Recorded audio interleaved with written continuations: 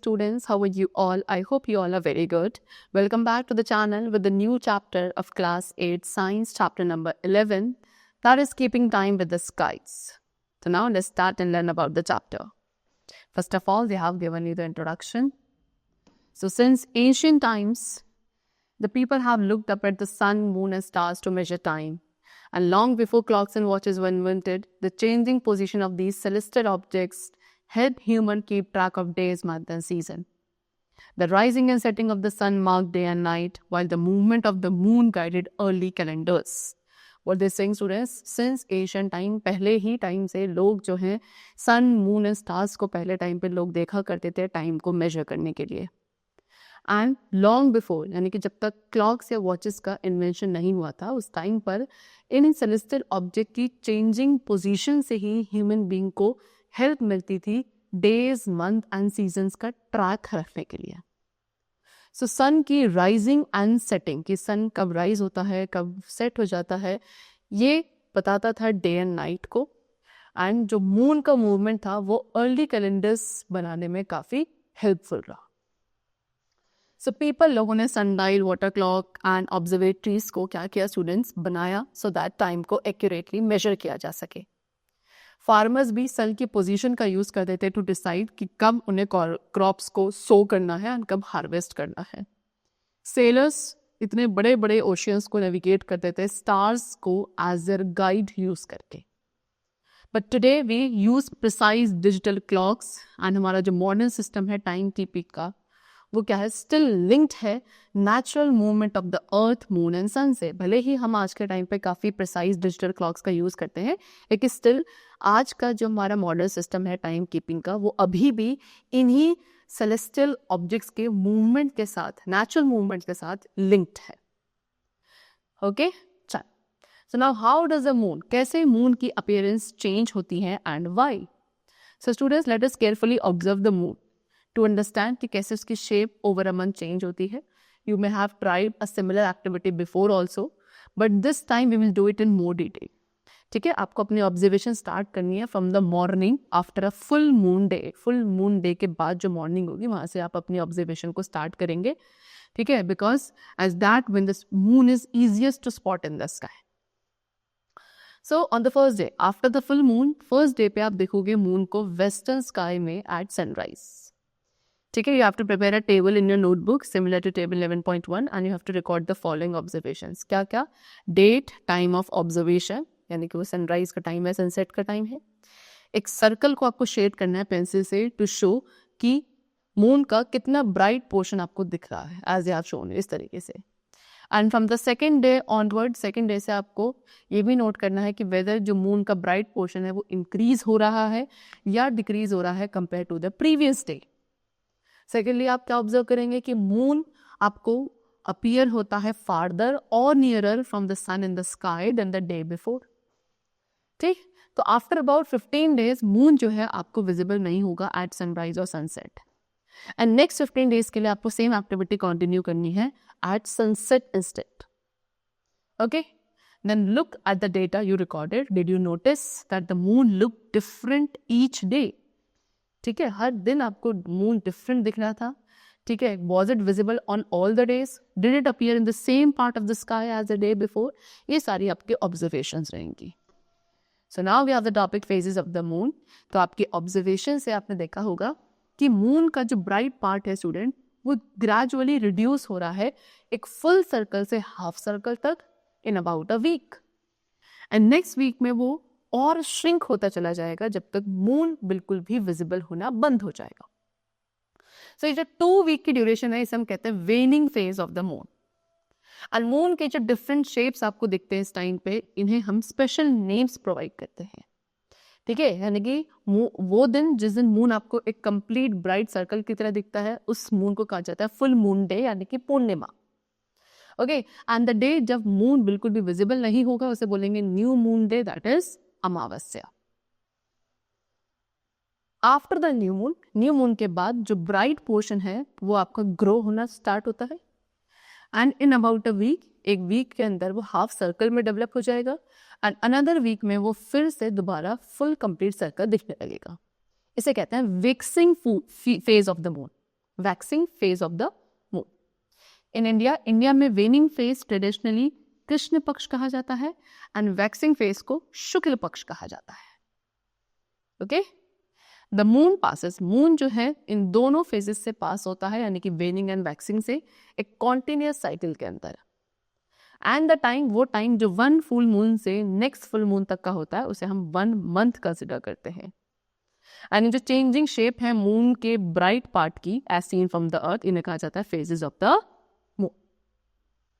Okay, चलो we have the topic locating the moon. So जब आप मून को ऑब्जर्व करेंगे at the same time on consecutive days, for example at sunrise, you will notice it, आप उसको notice करोगे कि वो थोड़ा स्लाइटली डिफरेंट पोजिशन पे आपको दिख रहा है इन द स्काई। ठीक है, on a full moon day moon almost opposite था सन से। ठीक है, so while the sun rises in the east, the moon nearly set होता था in the west. And in the following morning at sunrise, क्योंकि moon का bright portion decrease होता चला गया, तो वो आपको मूव करता हुआ दिखा closer to the sun in the sky. And by the time moon आपका अपीयर होगा एज अ हाफ सर्कल, आप उसको देख पाओगे overhead at sunrise. And a few days later जो क्रेसेंट मून होगा, it could be spotted even nearer to the sun also. So by knowing the face of the moon, moon के face के बारे में अगर आपको जानकारी है कि वेदर इट इज वैक्सिंग और वेनिंग, तो आप प्रेडिक्ट कर सकते हैं कि कब नहीं, हाँ, कहाँ और कब वो अपीयर होगा। ठीक है, वैक्सिंग मून जो बेस्ट देखा जाता है वो सनसेट के टाइम पे देखा जाता है, वाइल वेनिंग मून आपको बेस्ट ऑब्जर्व होगा at sunrise. And in gradual shift की वजह से मून हमेशा क्या करता है, राइज एंड सेट करता है at different times from the, at times different from the sun. Next we have making sense of our observation. So actual में स्टूडेंट, जो मून की एक्चुअल शेप है वो कभी चेंज नहीं होती है। ठीक है, जो चेंज होता है वो है वो पार्ट जो आप देख पाते हैं। So as you may remember कि मून अपनी खुद की लाइट प्रोड्यूस नहीं कर सकता, वो उस लाइट रेज को रिफ्लेक्ट करता है जो सन की उसके ऊपर फॉल करती है, and that's why it appear shining to us, otherwise moon do not have its own light. ठीक, सो जो half of the moon sun को फेस करता है वो उस टाइम पे लिट अप होता है, एंड अदर हाफ जो अवे फ्रॉम द सन है वो डार्क रहता है। सो बिकॉज मून अर्थ के अराउंड रिवॉल्व करता है एंड मून का सेम हाफ हमें फेस करता है। ठीक है, एंड हाउएवर द साइड जो हम देख पा रहे हैं वो हमेशा इल्यूमिनेटेड पार्ट नहीं होती। फ्रॉम अर्थ से हम केवल मून का वो पोर्शन देख पाते हैं जो कि सन के थ्रू लाइट अप हो रहा है। समटाइम ये पूरा एंटायर लिट पोर्शन अर्थ को फेस कर रहा है, वाइल एट अदर टाइम केवल उसका कुछ पार्ट है जो लाइट अप हो रहा है। So this is why we do not always see a complete circle. Okay? और न्यू मून डे पे क्योंकि उसका कोई सी भी साइड इल्यूमिनेट नहीं होती है, ठीक है, फेसेस द अर्थ, उसकी इल्यूमिनेटेड साइड कोई सी भी सन को फेस नहीं कर रही है न्यू मून डे पे, इसीलिए आप मून को उस दिन नहीं देख पाते। And this is the reason कि moon looks different on different days.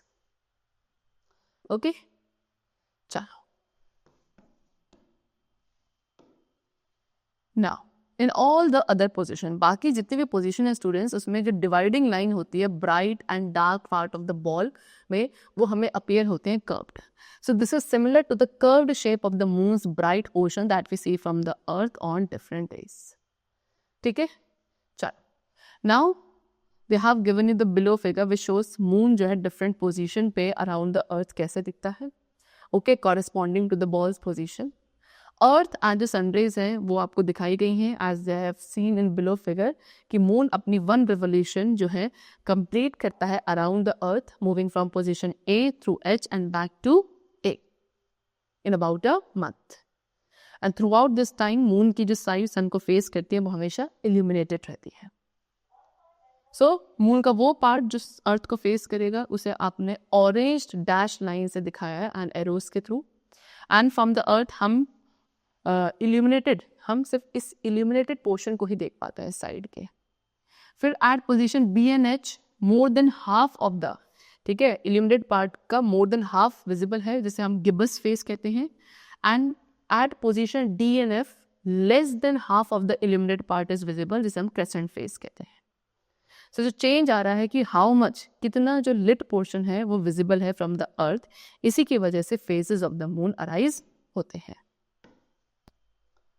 Then figure B क्या शो कर रहा है उन फेजेस को जो अर्थ से विजिबल हैं जब मून डिफरेंट पोजीशन में होता है इन इट्स ऑर्बिट।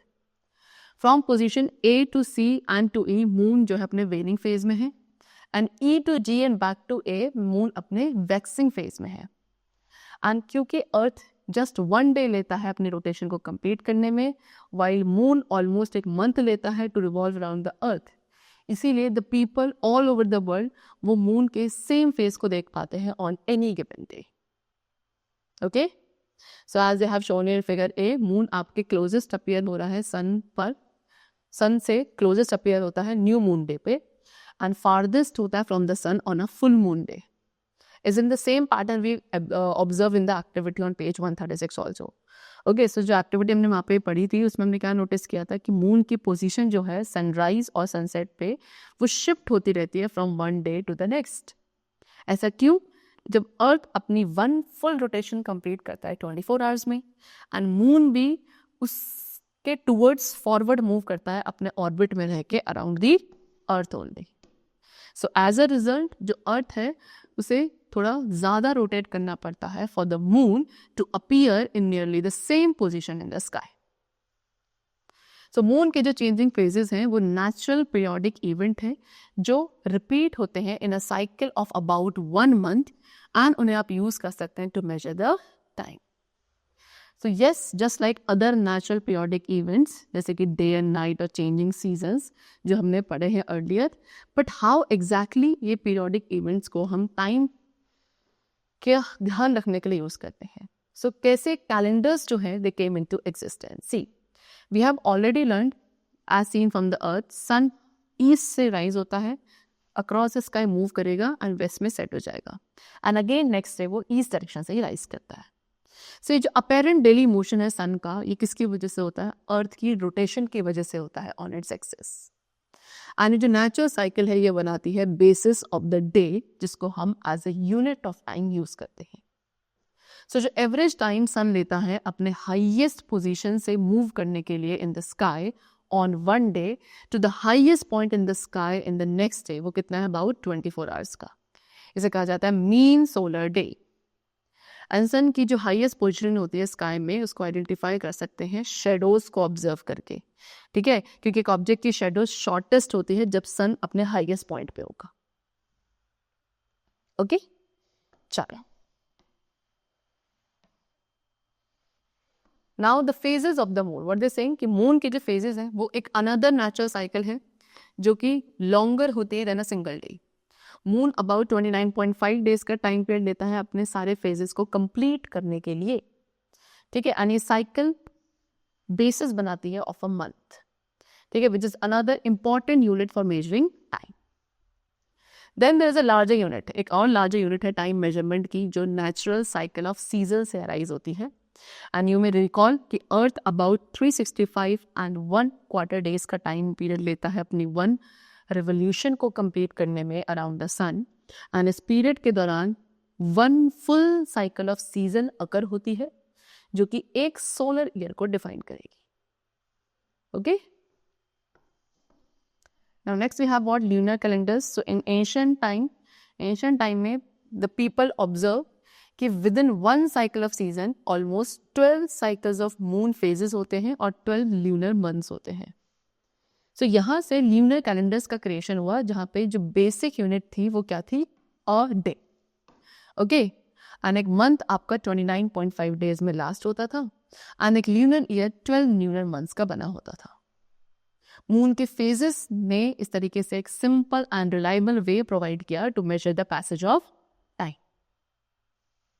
हाउएवर, एक ल्यूनर कैलेंडर में जो सीजन्स हैं वो सेम ल्यूनर मंथ के साथ अलाइन नहीं रहते हैं year after year, and this happens because क्योंकि एक सोलर ईयर 365 डेज का होता है वेयर एज ल्यूनर ईयर केवल 354 डेज का होता है। Next we have solar calendars. So for agriculture purposes, now what they're saying कि agriculture purposes के लिए it was important to know कि कब different seasons arrive होती हैं।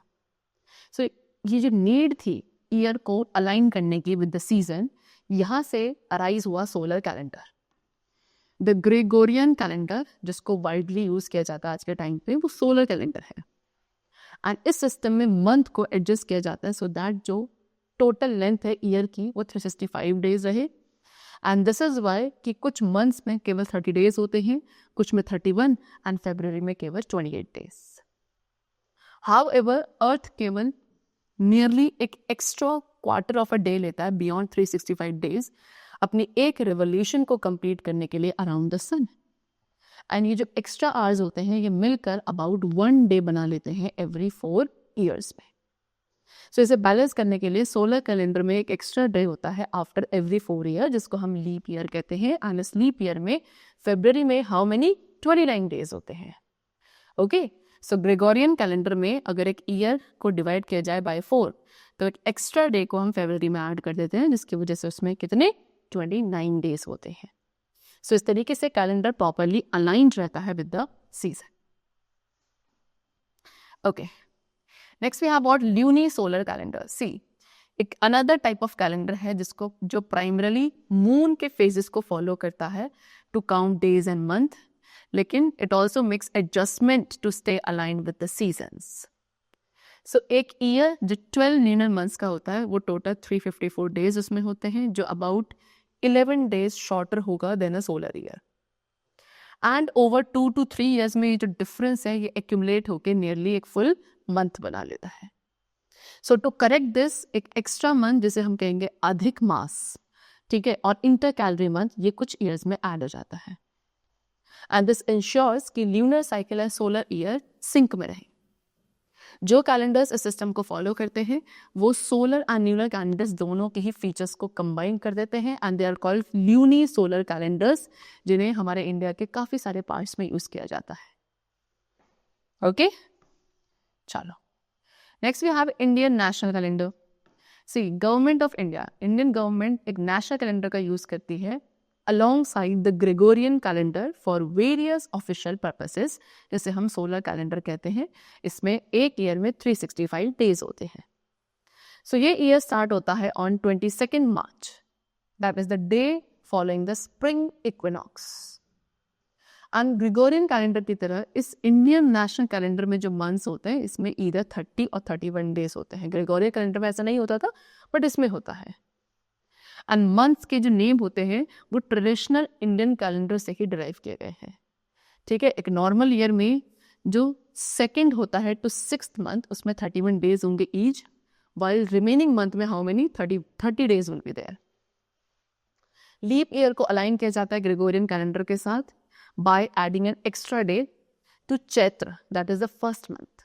ठीक है, जो आपके न्यू ईयर की बिगिनिंग को कॉज करता है, जो आपके कब होता है 21 मार्च को होता है such years. Now are festivals related, क्या फेस्टिवल्स एस्ट्रोनॉमिकल फिनोमिना से रिलेटेड होते हैं? ठीक है, see students, why do most Indian festivals fall on different days every year? So see, काफी सारे ऐसे इंडियन फेस्टिवल्स हैं स्टूडेंट्स जो मून फेजेस के साथ लिंक्ड होते हैं एंड देयरफॉर वो या तो ल्यूनर या ल्यूनी सोलर कैलेंडर्स पर बेस्ड होंगे। फॉर एग्जाम्पल दिवाली हमेशा कब आती है? कार्तिक मंथ के न्यू मून डे पे होती है। एंड होली फाल्गुन मंथ के फुल मून डे पे होगी। बुद्ध पूर्णिमा वैसाख मंथ के फुल मून डे पे होती है। एंड ईद उल फितर को ऑब्जर्व किया जाता है जब आप क्रेसेंट मून को ऑब्जर्व करते हो at the end of Ramzan. Dussehra celebrate किया जाता है on the 10th day of Ashwin month. And as a result in festivals की जो डेट है वो वेरी करती है each year in the Gregorian calendar. So for festivals, वो festivals जो कि न्यूनी सोलर कैलेंडर्स पे बेस्ड हैं उनमें जो कॉरेस्पॉन्डिंग ग्रेगोरियन डेट्स हैं वो शिफ्ट हो सकती हैं but usually by less than a month. ऐसा क्यों? बिकॉज न्यूनी सोलर कैलेंडर्स एक इंटर कैलेंडर मंथ ऐड कर देते हैं एवरी फ्यू ईयर्स। ठीक है, सो दैट जो डिफरेंस है ल्यूनर एंड सोलर ईयर्स के बीच का उसे रिकंसाइल किया जा सके। एंड इन कॉन्ट्रास्ट जो प्योरली ल्यूनर कैलेंडर्स होंगे वो इस एडजस्टमेंट को नहीं करते हैं। सो देयरफॉर कोई भी फेस्टिवल जो मून फेजेस को फॉलो करेगा सच एज ईद उल फितर वो डिफरेंट मंथ में फॉल कर सकता है of the Gregorian calendar each other. Now why do we launch? अब हमने ये आर्टिफिशियल सनलाइट को क्यों लॉन्च किया in the space? See, so when I observe the night sky in the early evening I notice that some stars appear to move. So ये objects क्या हैं? क्या इनका मोशन एक रेगुलर रिपीटिंग पैटर्न को फॉलो करता है? सो स्टूडेंट्स, मून हमारे अर्थ की नेचुरल सैटेलाइट है जो हमारे प्लैनेट के अराउंड रिवॉल्व करती है. मून के अलावा भी कुछ मैन मेड सैटेलाइट्स हैं जो डिफरेंट कंट्रीज के थ्रू लॉन्च की गई हैं and they also orbit the earth only. Okay, in artificial satellites को अपीयर किया जाता है कैसे कि ये कुछ टिनी मूविंग पॉइंट्स की तरह दिखती हैं in the night sky. And इनमें से मोस्ट ऑफ द सैटेलाइट्स जो हैं वो about 800 kilometre above the earth height तक ऑर्बिट करती हैं एंड अप्रॉक्सीमेटली 100 मिनट्स लेती हैं अपनी एक ऑर्बिट को कंप्लीट करने के लिए. ये सैटेलाइट्स काफ़ी सारे पर्पसेस के लिए सर्व करती हैं, जैसे कि communication, navigation, weather monitoring, disaster management and also scientific research. Indian space research organisation that is ISRO ने काफ़ी न्यूमरस सैटेलाइट्स लॉन्च करी हैं to support these activities. Okay, Now ancient scientific wisdom. So Cartosat series of satellites जिसको इसरो ने launch किया था, ये high resolution images को कैप्चर करती हैं अर्थ की to aid in map making, urban planning and managing natural disasters in India. तो इनमें से एक प्लेटफॉर्म है भूवल जो कि इन इमेजेस का यूज़ करता है इंफॉर्मेशन को डिस्प्ले करने के लिए about terrain, soil, land use, vegetation and many more. Then AstroSat एक अनदर इसरो मिशन है जो कि साइंटिफिक ऑब्जर्वेशन कंडक्ट करता है stars and other celestial object की. इंडिया के जो अदर स्पेस मिशंस हैं that is Chandrayaan 1, 2 and 3 to the moon, then Aditya L1 for studying the sun and Mangalyaan to Mars. ठीक है, ISRO also enables Indian students to design.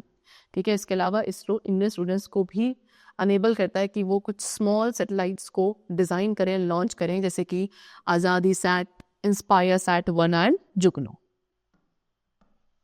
Okay, चलो, the chapter is completed over here and I hope the chapter was very clear to you.